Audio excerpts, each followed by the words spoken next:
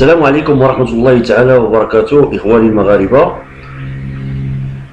مدة جد طويلة ما درتش شي فيديو لحتو في لاشين ديال اليوتيوب، تقريبا أكثر من سنة ونصف. ولكن اليوم مع هذه الفاجعة اللي كانت في الدار البيضاء بمقتل الممرضة اللي كانت كتخدم في واحد المستشفى خاص، وهاد الجريمة البشعة اللي وقعت لها من طرف أحد الجيران ديالها هو اللي دفعني اليوم أنني نخرج وندير هاد الفيديو هذا. خوتي المغاربة، خصكم تعرفوا أنه هاد الناس هادو هما جيراننا في الدرب، وكنا مشينا شفناهم اليوم وحاولنا نعرفوا ونسقسيو شنو هو المشكل اللي واقع وشنو.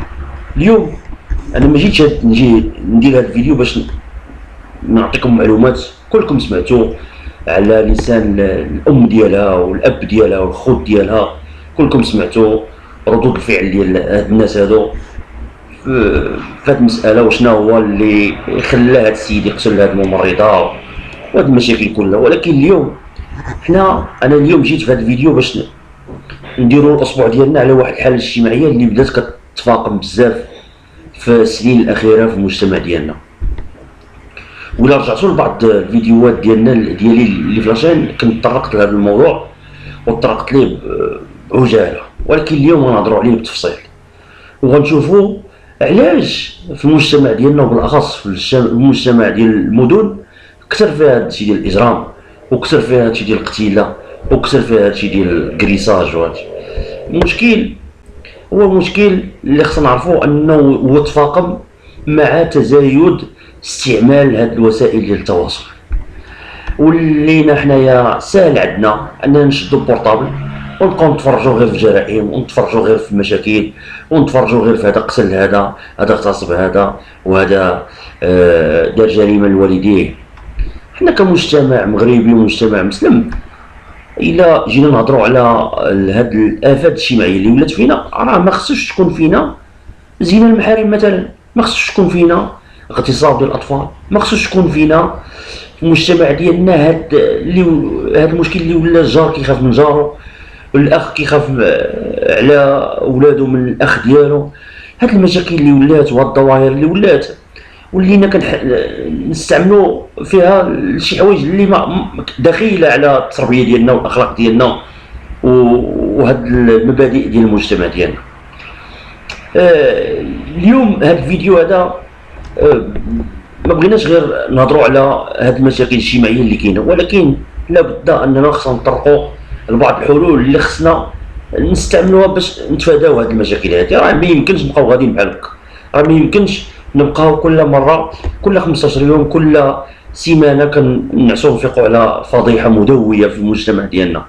راه خصكم تشوفوا الناس اشنو كيهضروا علينا في اوروبا، خصكم تشوفوا الناس شنو كيهضروا علينا في كندا، في امريكا، ولا حتى في دول الخليج، على هذاك لو كونتوني ديالنا ديال اليوتيوب، هذاك الاستعمال ديال الناس كيفاش كيستعملوا هاد وسائل التواصل باش يدخلوا لي جيم ويدخلوا لي في ويدخلوا الفلوس. راه ولات عندنا عباده سميتها عباده اليوتيوب. راه عباد الله ولينا كنعبدوا يوتيوب اكثر ما كنعبدوا الله، وما بقيناش كنامنوا بداكشي اللي جا لينا الله. انا ما كنهضرش على الكل، ولكن كنهضر على واحد المجموعه وواحد الفئه في المجتمع ديالنا. ولينا كنسمعوا الاذان ما نقدرش نوض نمشي نصلي، وكنبقى نتبع الفيديو اولا نتبع شحال من مشاهده عندي، ولا شحال من فيو عندي، ولا شحال من لايك عندي، ولا شحال من كومونتير خلاو ليا في اليوتيوب. راه حنا ولينا ديفينا عندنا واحد لا طونونس خايبه في المجتمع المغربي، وهذا الشيء هذا راه راجع لبزاف ديال الاسباب. هو السبب الوحيد والسبب الاول هو انه اكثر من 70% ولا 80% من المجتمع ديالنا هو مجتمع امي، وبالتالي ما كيكونش عندنا واحد لو سونس داناليز، ما كيبقاش عندنا انا نفرقوا ما بين حاجه وحاجه. وهنا غادي نسرد بعض الامثله. ملي في 1960 كان ديك الساعه المغربيات ما كانوش يقدروا يلبسوا دو بياس، ولا ما كانوش يقدروا يلبسوا السروال، وما كانوش يلبسوا الميني، باقيين كيلبسوا الحيك وباقيين كيلبسوا. بدات كتظهر بالخصوص في المسابح اللي كاينه حدا عين دياب انه ولاو كيديروا مسابقات، وكانوا النصارى كيديروا مسابقات ديال دو بياس وكانوا كيديروا باش انه نوصلوا لواحد الدرجه اننا نوليو نوصل المسائل اللي عندنا عاديه. وبالتالي ملي بدات هذه المساله هذه من بعد بدينا كنلاحظوا بانه بناتنا وولادنا ولاو كيلبسوا السراول، ولاو كيلبسوا الصايات، ولاو كيلبسوا المينيات، ولاو كيلبسوا الدو بياس في البحر وغادا المسائل. كاين بعض الشركات، بعض الامثله غنعطيهم، كاين بعض الشركات اللي كيكريو دريات وكيعطيوهم اللبس ديالهم كيبقاو يدوروا في الشوارع ودوروا باش الناس يشوفوهم ويشريو بحالهم. مثال كذلك الى جينا نطبقوا على بعض الشركات ديال السيارات ديال لي كونستركسيون اوتوموبيل، كيجيو كيديروا دي زيسي هنا في المغرب وكيعطيو لي كادر ديالهم النوع ديال الشركه اللي كتصنع هذاك البرودوي باش يدور باش يتباناليزا عند الناس باش يشوفوه باش الناس يشريو بحاله. يعني هذه المسائل داخله في الماركتينغ، داخله في البيع والشراء، ولكن الا كانت داخله في البيع والشراء عندها تاثير محدود. مؤخرا سمعنا داك الوليد عندنا في طنجه اشنو وقع ليه، سمعنا داك المشاكل كلها اللي كتوقع دابا الوليدات ديال مراكش، كان ولينا هادشي كيتكاثر يوم عن يوم، مشاكل اللي كتزاد يوم عن يوم، وما بقيناش قادرين اننا نفكوا هاد الشفره ديال هاد المشاكل هاد. علاش؟ لانه المجتمع ديالنا تنخر من الداخل، تسوس من الداخل، وهذا الشيء نتيجه لبزاف ديال الاسباب. منها هذا السبب اللي قلنا انه ملي 70% ديال المجتمع المغربي ديالنا اي حاجه شافها كيتلقاها كيدخلها لدماغه، ما كيحاولش يدير لها الفرز، ما كيحاولش يدير لها التحليل، ما كيحاولش يدير لها الاناليز. وغنعطي واحد المثال اخر، ملي الاب دابا كيهضر مع الام ديال مرتو، كيهضر مع الام ديال الدراري، كيقول لها مثلا علاش هذيك البنت خارجه لابسه هكاك ولا شي حاجه شي لبس، كتقول لي راه من جيلها. راه كنسمعوا هادشي راه حنا ولاد المغرب وعايشين فهادشي، كنقولوا بانه هذاك الولد ولا هذيك البنت راه من جيلها خاصها تلبس بحال الجيله ياك ازاي. واخا يكون غلط هذاك الولد، واخا تكون غلطه هذاك البنت، كنبداو نقولوا هذا راه من جيلها، حيت جيلها كلشي كيلبس بحال هكاك، دونك حتى حنا خصنا نلبسوا بحال هكاك. نعطي مثال اخر، ملي الانسان دابا كيبرر انه كيمشي ياخذ الربا، كيقول لك راه كلشي كياخذ الربا حتى انا ناخذ الربا، وكلشي كياخذ الرشوه دونك حتى انا ناخذ الرشوه، وكلشي كيدير هادي، كلشي كيقطع من وسط الطريق دونك حتى انا نقطع، كلشي كيلوح الزبل دونك حتى انا كنلوح الزبل. وهادشي كيتوارث، ماشي كيبقى محدود غير في واحد الجيل، كيتوارث من جيل لجيل. كيوليو الدراري الصغار الام ديالها، انا كنشوف الام والاب كيشوفوا ولدهم كيلوح الزبل وما كيهضروش معاه، لانه هو كيتربى كيقول لك حنا كابرين في بارصالون. انا وقعت لي غادي في التروطوار، طلع واحد بالبشكل ضربني في التروطوار، قلت له واش في التروطوار؟ قال لي تمنى حنا في بارصالون، احنا في المغرب. يعني هو طلع وضربك في التروطوار وعنده عادي انه يضرب في التروطوار لانه عادي ما مولفش هو في التروطوار. هادشي كنهضر معاه، كنهضر به وحنا في مجال حضاري، وما بالك في المجال القرويه. راه ربما الا كنتو سمعتوا بواحد الحادثه وقعت في شي مدينه ولا في شي باديه في الجنوب، يعني كنظن وقيلا تفراوت ولا تفيلات، انه جاو شي اجانب من بلجيكا وشي جمعيات بغاو يصاوبوا تما شي ارض، بغاو يصاوبوا الصور، بغاو يصاوبوا شي اراضي ويديروا الترميم ديال شي حاجه. ولكن هذوك البنات البلجيكيات كانوا كيخدموا بشرطات، وناض واحد البرلماني منعهم ووصلت حتى للبرلمان، وكانوا دخلوا فيها جمعيات حقوقيه على اساس انه ممنوع عليه وماشي حق منه. اش قال لهم هو؟ قال لهم هذيك البلاد مدينه محافظه وقريه محافظه، الرجال عندنا ما كيلبسوش الشرطات، وما بالك بالبنات تما. حنا ما محتاجينش لهذا الشيء ديال سميتو، حنا محتاجين انه نبقاو على وقار ونبقاو على المبدا. ولات عندنا ازمه خوت، ولات عندنا ازمه ديال المبادئ، ولات عندنا ازمه ديال انه الانسان كيحشم من خالو، ولا حتى شي واحد ما كيحشم من عمو، حتى واحد ما كيحشم من عمته، واحد ما بقاش عندنا هاد الجيران ديالنا ما بقيناش كنحشموا منهم، ولا انه الجار ديالك كيكريسيك كيلوح شي قرقوبيه ولا جوج، ولا هو حيت كيشوفك خدام وقاري ولا كيكريسيك. يعني الناس ولاو كيحاولوا انه غير ولادو يخدموا خصو يخرج من داك الدرب. علاش؟ لانه لا بد غادي يتعرضوا لشي وبالاخص الا كانت عندهم شي بنت، لا بد واحد في هذوك الولاد غادي يمشي للحبس دفاعا عن الشرف ولا دفاعا عن شي حاجه وقعت ليه مع اختو ولا مع امه. راه المساله ولات خطير، وهذا الشيء راجع اخوت للاستعمال الخاطئ للبورطابلات، والاستعمال الخاطئ لهذا الشيء ديال وسائل التواصل، من يوتيوب من واتساب من كل شيء. كيف يعقل انني اليوم انا ملي كيوصلني فيديو مثلا ديال الدريه كتكمي عندها لاج ديال 12 ولا ديال 10 كنبدا نبارطاجي الخوت، راه يفو با فيغ سا. علاش؟ لانه الا ملي كتبارطاجي نتايا وكيوصل لاخر وكيوصل لاخر كيتولي باناليزي. سافو دير انه كوا باناليزي، سافو دير انه المساله كتولي عندك عاديه انك تشوفها، وملي كتشوفها كيقبلها عقلك وكيقبلها العقل الباطن ديالك، كتولي انت الا شفتيها عندك مساله عاديه. هادشي اللي واقع في الجرائم ديال القتل، وهادشي اللي واقع في الجرائم ديال الاغتصاب، وهادشي اللي واقع في الجرائم اللي كنشوفوها في المجتمع ديالنا. ولا الدري ولا الدريه كتهز موس وكتضرب به عادي. ولا ولينا كنلاحظوا واحد الظاهره خطيره انه الدريات ولاو كيكميو الشيشه اكثر من الدراري. ولينا حنا كنشوفوا هادشي في يوتيوب مساله عاديه كتولينا. كيف يعقل انه مراه وراجلها كيديروا روتيني اليومي؟ ولينا كنشوفوا هادشي وكنضحكوا. في الاول كنا كنضحكوا، ولكن هادشي راه غادي يرجع على الاخلاق ديال وليداتنا، هادشي غادي يرجع على الاخلاق ديالنا، وحنا دابا كنحصدوا النتيجه. واخا هادشي راه حنا يلاه بادين فيه، ولكن عقلوا عليا انه هادشي كان في دول متقدمه واحد الوقيته، وحنا دابا ولا كيوصلنا كيتانفلونساو الدراري ديالنا، كيتانفلونسي الجيل اللي جاي. وحتى حنا حتى الانسان الكبير حتى هو اللي عاق وفاهم لابد واحد النهار غادي انفلونسا وغادي يوقع ليه شي مشكل. هذا الفيديو هذا هو صرخه عباد الله، صرخه اخوتي المغاربه. انتبهوا لشنو كتشوفوا. انا ممكن ان نبرك معاكم، نشد البورطابل ديالك ندخل غير اليوتيوب، نعرف كيفاش كتفكر ونعرف كيفاش مربي ونعرف كيفاش كدير كلشي. علاش؟ لان الالغوريثم اللي كتدخل ليه في يوتيوب، ملي كتدخل وكتكليكي وكدير جام وكدير اوكي وكدير شي حاجه، كيبقى يطلع لك ديما، كيبقى يطلع لك ديما هو. نعرفك واش كتفرج في كوره، نعرفك واش كتفرج في شيخات، نعرفك واش كتفرج في اي حاجه. لاحظوا معايا بانه يوتيوب، ميم سي يوتيوب ملي كتبغي تبارطاجي واحد لا فيديو كيقول لك واش هادشي كيمس الاطفال، مساله عاديه كيحبسوا الا كان فيه شي حاجه خارجه للحياه. ولكن كيف يعقل انه انا كنتلاعب على الالغوريثم ديال اليوتيوب وكنمشي ندير كان روتيني يومي مع راجلي بواحد الشكل ولي فيو غريب. هاد المساله انه التفاهه اللي ولات عندنا في يوتيوب اللي في لا طوندونس ديالنا ولات عندنا هي اللي شاده لا طوندونس.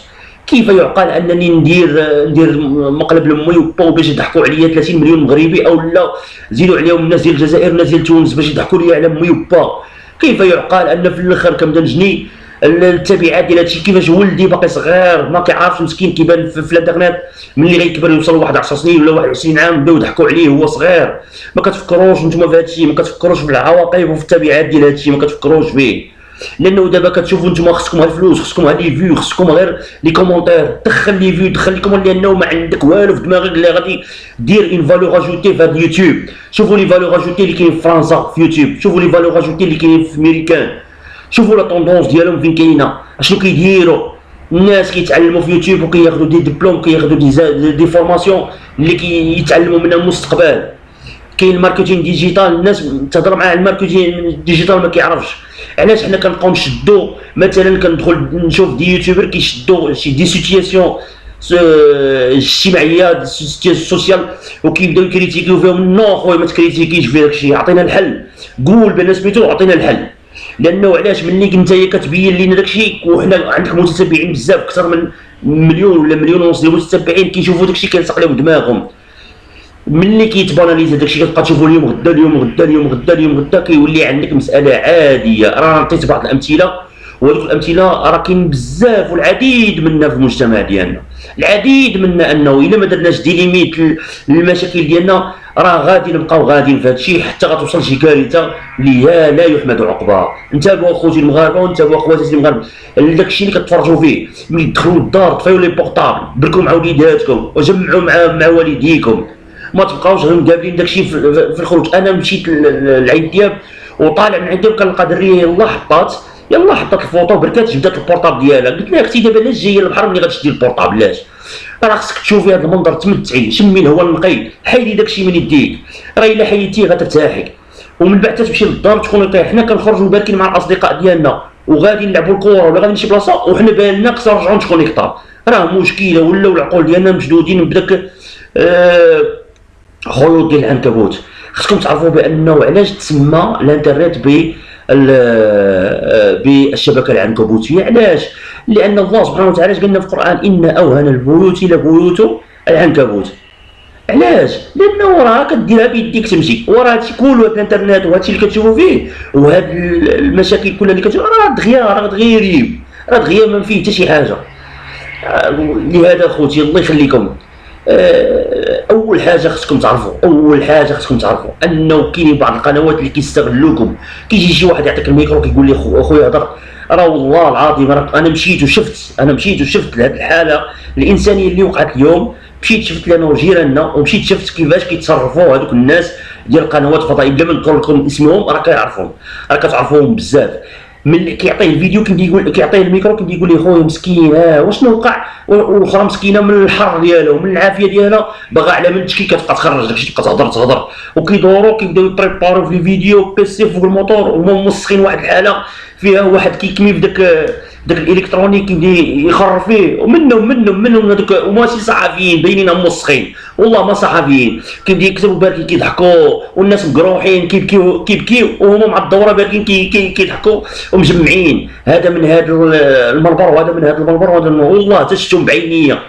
والله تشتم بعينيا شنو كيديروا، وكيبداو يبروفوكيو في بنادم اللي مقروح. واحد مشات ليه بنته وهما باركين مع الدوره كيضحكوا مجمعين باغيين غير لي في باغيين يطلعوها على عباد الله. لهذا خوتي هادوك القنوات اللي ولينا كنشوفوا لدرجه واش حنا كمجتمع مغربي ولينا كنشوفوا المثليين بزاف، ولات عندنا مساله عاديه. دري ديال 12 ديال 10 كتقول ليه المثلي ولا كيعرفوا. حنا تكبرنا وصلنا ل 40 سنه عاد ولينا كنعرفوا شنو هي مثلي، ودابا الدري ديال 5 6 ولا كيعرف مثلي. علاش؟ لانه ولينا كندخلوا لهذوك القنوات اللي كنبقاو نشوفوهم الالكترونيه. هادشي راه ممنوع. علاش سؤال، علاش هادشي ممنوع في القنوات العموميه؟ ما يمكنش يهضروا على مثلي. علاش ما يمكنش يهضروا عليه؟ لانه هو راه كون كان نيت هو مساله غادي تنفع المجتمع ديالنا ما غاديش يحبسوها. حتى هما الاولين غادي يهضروا فيها في دوزام، ويهضروا فيها في الار تي ام، ويهضروا فيها في ميدي ان تي في، وغادي يهضروا فيها. علاش غير في القنوات الالكترونيه؟ لان القنوات الالكترونيه ما عليهاش كيقول لك عندك لو شوا سيدي، ما بغيتيش تفرج ما تفرج. ولكن هذيك القناه انت كتخلص الضريبه عليها، وبويسك انت كتخلص الضريبه خصهم يعطيك واحد المنتوج اللي صالح للمجتمع، صالح للاطفال وصالح للكبار وصالح للامهات وصالح للبنات وصالح لكل شيء.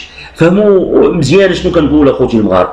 اول حاجه خصك دير اللي مابوني في هاد القنوات ديزابونا. انا خصكم ديروا واحد القضيه. داك العام درتوا قطيعه على داك المواد ديال سميتو، راه اول قطيعه خصكم ديروا باش تنجاو من هادشي وتنجاو وليداتكم وينجاو هادشي كله. خصكم ديزابوناو من هاد القنوات. انا راه شفت بعينيا اليوم شنو كيديروا. انا راه ماشي ما حملتهمش لدرجه ان واحد جا منهم وقال لي يا خويا عطيني تصريح، قلت ليه لا، قلت لي انا ما كنعرفش هذوك الناس ما عنديش شي علاقه بهم. علاش؟ لان شفت بعينيا شنو كيديروا. الله يخليكم الخوت اللي عنده شي ابونمون في شي قناه يحيد يدير ديزابوني، لانه كيستغلوا داك الجرح ديال الناس. وفي واحد الحاله مسكين اشو هما باقيين كيديروا معاه استجواب. قول لينا خويا هو اشو وباش غتفيدو نتايا؟ هو قال لك باش غتفيدو، يعني غترجع هذيك السيده؟ ما تقدرش ترجع، غتمشي تشد هذيك السيده باش يحكموا عليه؟ ما تقدرش. اشنو غيرتي نتايا في هذا الميزان ديال القضاء؟ اشنو غيرتي نتايا كقناه؟ كتدخل لي فيو على ظهري انايا، على ظهر المآسي، كتاكل بحال كياكلوا داك الضباع اللي كياكلوا في الجيفه. انا مقروح مألم، وانت كتزيد تقول لي يا خويا شنو رايك في هادشي، شنو قالوا لك مسكين وهذه باش زعما تدخل العاطفه ديالي باش انا نبقى نسرسر ليك. اخوتي المغاربه فهموا شنو كاين. في الاخر باش نسالي من هذا الموضوع، لانه هذا الشيء الموضوع راه شويه كيضر وشويه كيألم. فهموا، وما يمشي اي واحد جا عطاك الميكرو تبقى تهضر معاه. راه ماشي اي واحد جا عطاك الميكرو، لان الصوره ديالك كتبقى في الانترنت وهذيك الصوره ديالك كتولي منتشره والعالم كله كيشوف داك الشيء. فهموا، الا كان عنده شي موضوع كنتي غتعطيه هضر معاه في موضوع. اما الا كنتي غتبقى داوي راه غيبدا يطلع على ظهرك لي فيو، وملي كيطلع على ظهرك لي فيو انت هو كيربح الفلوس وانت كتبقى مشهور، الناس كلشي كيضحك عليك. بغيت نسالي بواحد المثال في الدنمارك، ودخلوا لجوجل وقراو على هذا البحث هذا. في الدنمارك الدوله اللي فيها لو طو ديال لو سويسيد طالع بزاف.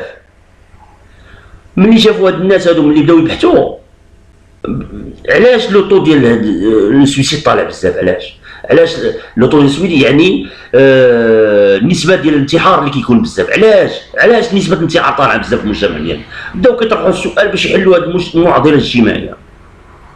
لقاو بان هاد كلمه الانتحار كتقال بزاف لي ميديا، لا لي ميديا في التلفازه، لا لي ميديا في الانترنت، لا في الجورنال. اش داروا؟ خداو قرار بانه تمنع هذه الكلمه ديال الانتحار ديال السويسيد، تمنع من جميع وسائل التواصل، تمنع من من التلفازه، تمنع من الراديو، تمنع من لي جورنو، تمنع من لي سيت الكترونيك، تمنعات.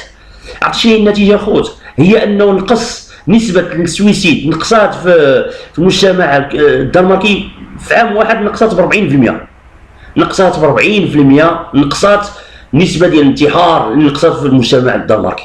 يعني هذا دليل على انه هذه المساله هذه راه ماشي هضره، يعني راه داروا اختبار وداروا تجربه وبحثوا الناس وقلبوا ولقاو بانه راه هذا هو الحل. بغيتي وليداتك يطلعوا مزيانين، بغيتي المجتمع ديالك يطلع مزيان، الله يرحم لكم الوالدين اخوتي المغاربه واخوتي المغربيات، نقصوا من نبقاو تشوفوا الجرائم، نقصوا ونبقاو تشوفوا هادشي ديال اللي واقع في المجتمع ديالنا. اللي مابوني في شي قناه كدير هادشي ديزابونا، اللي داير في شي قناه ابوني يعني كيبقى يعاود ليه غير الجرائم هذا درنا والبوليس وهذه يديزابونا. الجورنال اللي تشدوه ما تقراش فيه هاد الصفحه ديال الجرائم، نقص من هادشي، حيدو من بالك، سير شوف شي حاجه كتضحك، سير شوف شي حاجه كتفرح، سير قرا شي حاجه، سير دير شي ديبلوم، سير دير شي فورماسيون. واخوتي المغاربه انا كنهضر وكنباناليزي يعني كنفولغاريزي الخطاب ديالي باش الناس كلشي يفهموه، ميم سي هذاك اللي ما قاريش يفهموه. انا كنهضر معاك اخويا وكنهضر معاك اختي، الا كنتي مابوني في شي قناه فيها هاد المشاكل هذه ديزابونا منها الان. علاش؟ لانه العقل ديال الباطن كيتشد داكشي، ملي كيشدو راه واحد النهار غادي يخرج، واخا تصبر عليه عام، واخا تصبر عليه عامين، واخا تصبر عليه 3 سنين 10 سنين كيخرج. لهذا هاد الجريمه اللي وقعت اليوم راه هي جريمه اللي الاساس ديالها وانا جو سوي سير اكثر من 90% بانه هذا الولد هذا اللي دار هادشي انه كيتفرج في هذوك القنوات وكيسمع على الاجرام وكيسمع على هادشي ديال الاختطافات وكيسمع على هادشي، كيبقى داكشي تكميله، كيولي عنده ساهل انه يمشي يقتل، ساهل انه يهز، ساهل انه يدير كلشي. كنهضر بهذه العصبيه لانه الجيران ديالنا كنعرفهم مزيان والدرب ديالنا كنعرفو مزيان، وانا كبرت فيه اكثر من 40 سنه وشفت هذوك الناس كيفاش كانوا، كيفاش كنا وكيفاش ولينا. كل المراه غير كتحط الوصله ديالها في الباب كلشي كيتخاطف على الجيران. دابا سير حط الوصله ديالك وبقى تيخطفوا لك هذاك الخبز ويديو. سمحوا لي اخوتي الا طولت عليكم ولا هضرت معكم بهذه العصبيه، ولكن راه من الغيظ ديالي ومن القهر ديالي هو اللي كنهضر به بحال هكا. وسمحوا لي والى اللقاء في فيديو اخر، والسلام عليكم ورحمه الله تعالى وبركاته.